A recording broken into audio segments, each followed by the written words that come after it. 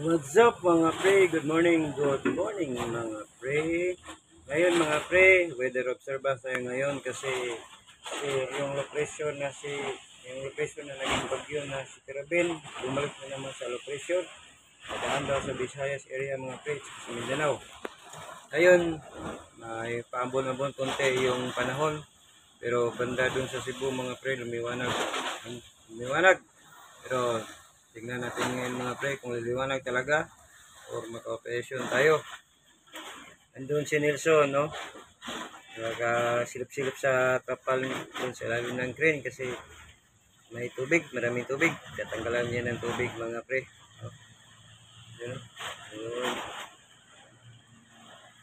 Balance to unload natin mga pre, 35,587 na lang. Malayo-layo pa to, baka abutan kami ng nito, bagong taon or 28. Nag-estimate ko December 28, nag-estimate ko mga pre. Doon kami matapos para doon kami na Cebu magbagong taon mga pre. Yun. Dito lang tayo mamaya mga pre kung magkabukas bukas ba kami o liliwanag ba yung panahon. What's up mga pre?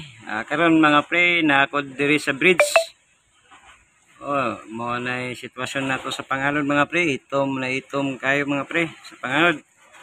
Dato iwan ito tunga-tunga sa Cebu sa Siquijor. Diyan Siquijor. Naraan Siquijor. Dito tapos akong dagom dito sa Siquijor banda. Diri banda sa wala mga pre, diri banda sa Santander wala may ulan, diri liluan sa Santander dagom ra nigpis ng dagom dito. Gidaghan na ipong CCTV diri sa Port of Dumaguete mga pre, kanang postiya sa suga mga pre na kanang gamay mo na CCTV lagi butang CCTV diha napo dito topi gamay dito napagyapon si MB Mikong dire dako pa nagbalanse. Wapod di pa ni abrig budiga kay gapon gani upos lag abri parehaming duha puro man bugas di karga. Shout out diha MB Mikong.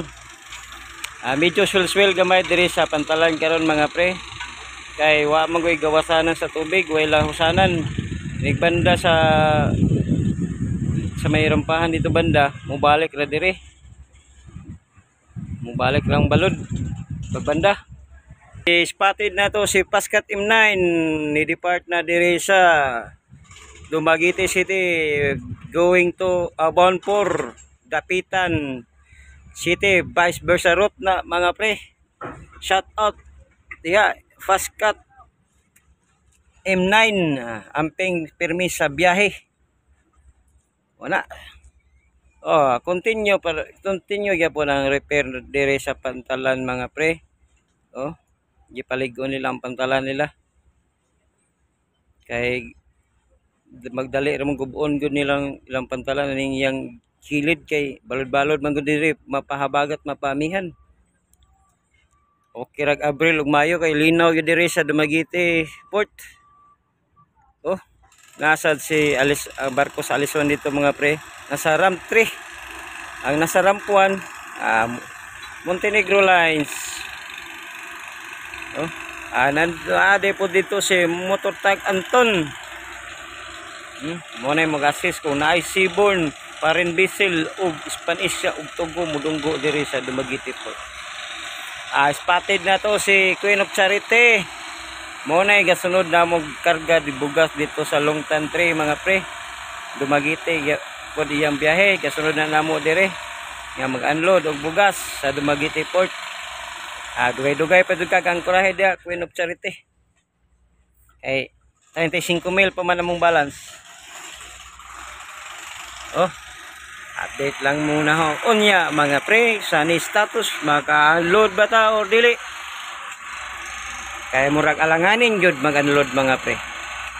Update no. Low tide man dahil karon mga pre, low tide. Low tide dito banda.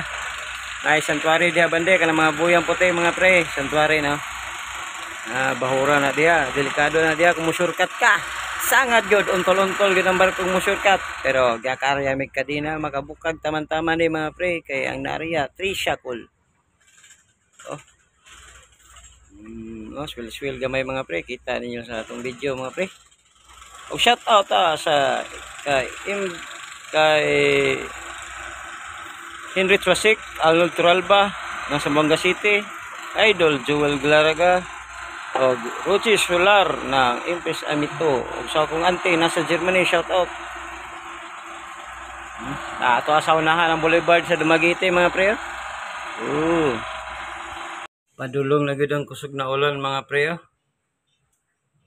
Laraw. Baga kayong ulan, padulong dire. Action na kay panaligsik mga pre. Tanaw na to ning onyang udto kung makaulandag bagid ni. Mga pre, para maka-operasyon nami. Mahuman mi diri. Para makakuan sa di among karga. 35 mil pabaya ni kapin. Nagidugay gid mi diri sa Dumaguete. What's up mga pre? Karon mga pre. Nag-resume unloading operation na tali o kabidyo ganiha pag-upres budiga, pagbukas ng budiga. Tapos puno na yung isang truck. Nandun, puno na. Tapos isang truck, malapis na rin mapuno. No? Doon. Kalahati lang binuksan namin mga pre. Oh. Doon.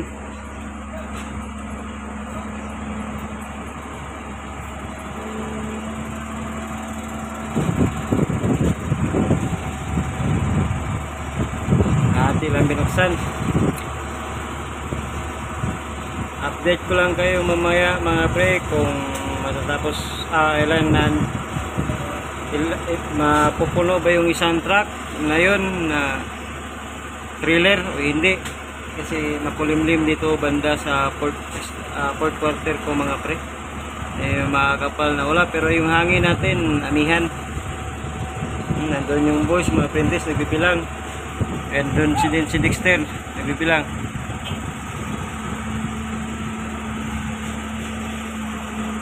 Yan ang sinasabi ko makulimlim na ulap mga pre. Yan. Si Mikong nag-resume na din pala ng unloading operation. Update ko lang kayo mamaya mga pre. Close out cover may mga pre.